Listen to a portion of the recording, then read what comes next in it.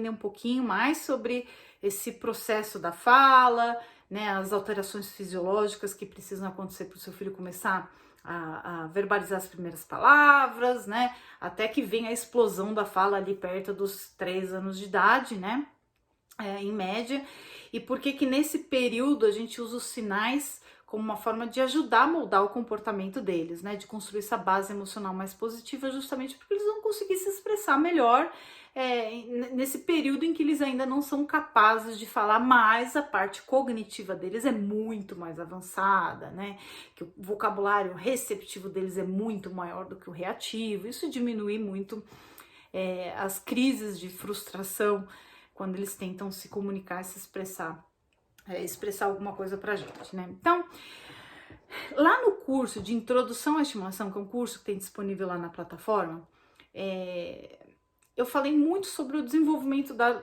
linguagem ali, né? Não para explicar como ela é e como a gente vai estimular. Eu usei os exemplos ali para poder explicar o seguinte: quais são as habilidades no futuro? Quais são as habilidades que a gente desenvolve como adulto, que a gente consegue alcançar o nosso potencial? Por que algumas a gente consegue mais próximo do nosso potencial e outras não? Quais são os estímulos que a gente oferece desde a barriga, né? Que ajudam a alcançar determinados potenciais de diversas habilidades, tanto lógicas, matemáticas, emocionais, verbais. E eu usei o estímulo verbal porque é um dos estímulos que a gente oferece desde a gestação, com muito mais frequência, muito mais intensidade, e portanto a gente desenvolve no futuro essa habilidade de forma extraordinária, né?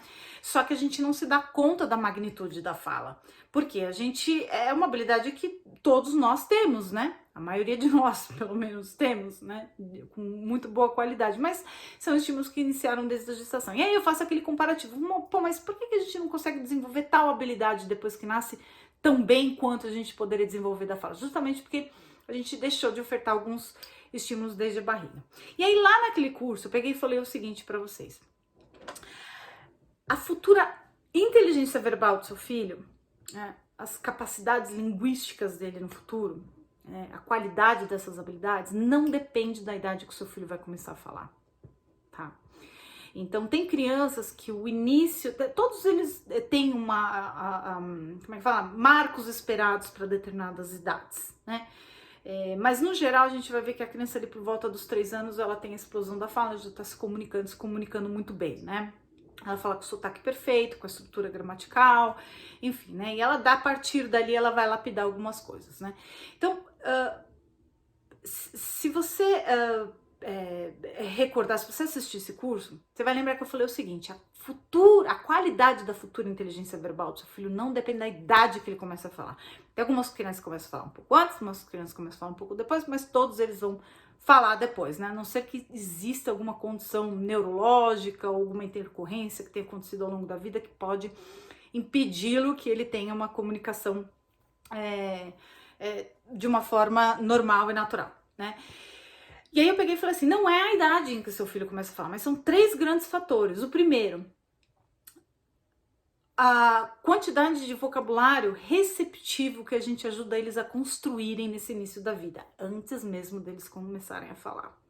O segundo fator foi a capacidade deles de se comunicarem e de se expressarem nessa fase, antes mesmo de vir a fala. E a terceira foi a capacidade de seguir instruções, né? É lógico que até eles desenvolverem a fala daquela forma que é esperado, eles vão passar por diversas fases, né? Emissão de sons, balbucios, as primeiras palavras, enfim, e assim vai, né? Mas eu falei que a qualidade da futura inteligência verbal deles não depende da idade em que ele vai começar a falar, mas sim dos estímulos que eles recebem para a linguagem nessa fala.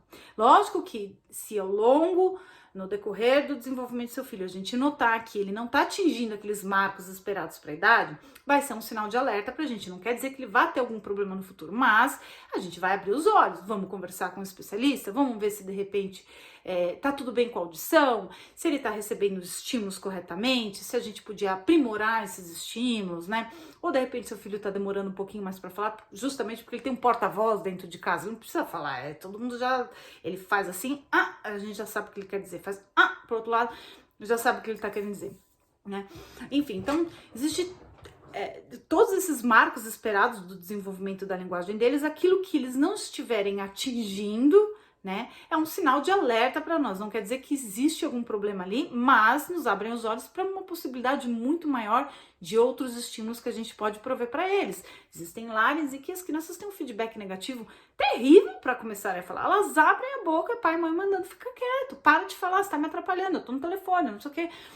Enfim, aquela criança não tem incentivo, vai ter diferença também no início da fala, dependendo do temperamento da criança. Aquelas crianças que elas têm uma inclinação muito maior para o desenvolvimento da linguagem, aquele bebê que já nasce fazendo barulho, não fica quieto, só emite som, não é assim o tempo inteiro. Essas crianças provavelmente elas vão falar antes, vão falar mais, né? Comparado a outras crianças que têm temperamentos um pouco diferentes. Então, existem outros fatores que determinam como está sendo a qualidade de cada uma dessas etapas do desenvolvimento da linguagem do seu filho. Mas como eu disse lá no curso, a futura inteligência verbal dele, a capacidade dele de entender conceitos lendo e debatendo, de produção de escrita, a capacidade de leitura, de se expressar, enfim, tudo relacionado à linguagem, né, à comunicação em geral, tudo isso vai depender desses fatores. E como eu falei, o primeiro deles é a construção do vocabulário receptivo, antes mesmo deles serem capazes de falar, né? Então, no final do curso, eu vou passar várias dicas de estímulos para o desenvolvimento da linguagem, assim como eu falei também motores, né? Então, lá vão ter alguns estímulos exatamente relacionados ao desenvolvimento desse vocabulário receptivo deles, né? Tanto descrição daquilo que você está fazendo, apontar objetos, demonstrações, enfatizar as palavras, leitura de livros, enfim, eu vou passar diversas dicas de estímulos para a linguagem dos seus filhos. Outro fator que eu falei também, né, para vocês sobre a futura qualidade da inteligência verbal dele, é a capacidade que ele tem de comunicação e expressão nessa fase em que ele ainda não é capaz de falar. Também na fase que ele for começar a falar, em diante também, mas principalmente agora, como que a gente está preparando o terreno, porque toda habilidade que eles vão desenvolver lá no futuro, habilidades emocionais, habilidades lógico-matemáticas, habilidades espaciais, habilidades de comunicação, inteligência verbal, inteligência disso daquilo, a qualidade, né, no futuro de cada uma dessas habilidades vai depender da qualidade das etapas anteriores que se construíram para poder fortalecer aquilo. Lá naquele curso de introdução à estimulação, eu cheguei a fazer uma pergunta, né? Eu falei assim, poxa, por que as pessoas, existem pessoas que elas, na vida adulta, elas conseguem aprender diversos idiomas e muito bem, mas muito bem, com um sotaque perfeito, elas começam a aprender um segundo, um terceiro idioma lá na vida adulta, mas elas conseguem desenvolver aquilo com uma habilidade tão grande, tão boa, quanto se tivesse iniciado desde bebê. Por que isso? Né? Porque se a gente fala que iniciar antes a qualidade daquela habilidade pode ser melhor no futuro. Não é porque você introduziu o idioma, o segundo ou terceiro idioma antes. Isso sim pode fazer diferença, lógico. Mas se você der toda uma base de estímulos da linguagem muito boa para o seu filho, ele vai poder desenvolver todo esse leque que existem, né, de habilidades dentro de uma grande habilidade, muito bem, tá?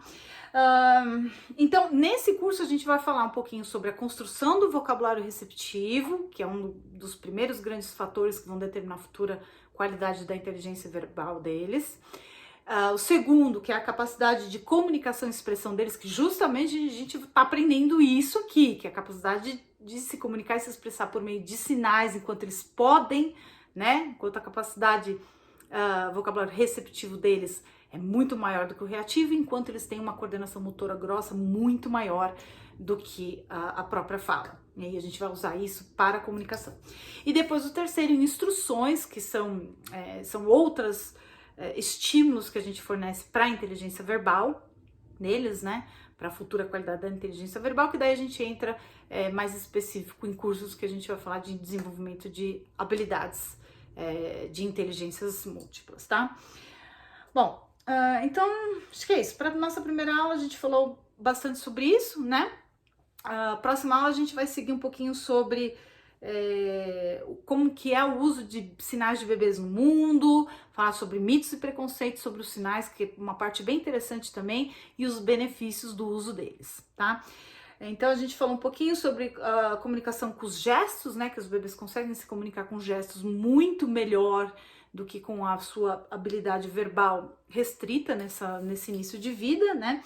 E que infelizmente nós estamos muito mais atentos à idade que eles vão falar, à idade que eles vão falar, do que os outros estímulos que eles poderiam estar recebendo nesse momento para a cognição deles, estímulos de linguagem, estímulos base para construir tudo aquilo que eles vão poder ter no futuro, né?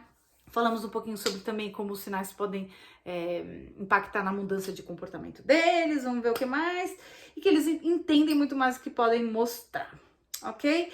Então, na próxima aula, que vai ser uma aula bem rapidinha, tá? A gente vai passar alguns desses benefícios, mitos, preconceitos, que são bem interessantes, e depois a gente vai pular para a prática, que é uma aula extremamente interessante, que vai fazer toda a diferença nesse estímulo para o seu filho, totalmente diferente do que você apenas pegar, ler a apostila e falar, esse é o sinal, eu vou tentar fazer, tá? Então eu espero você para a próxima aula. Até lá, mamãe!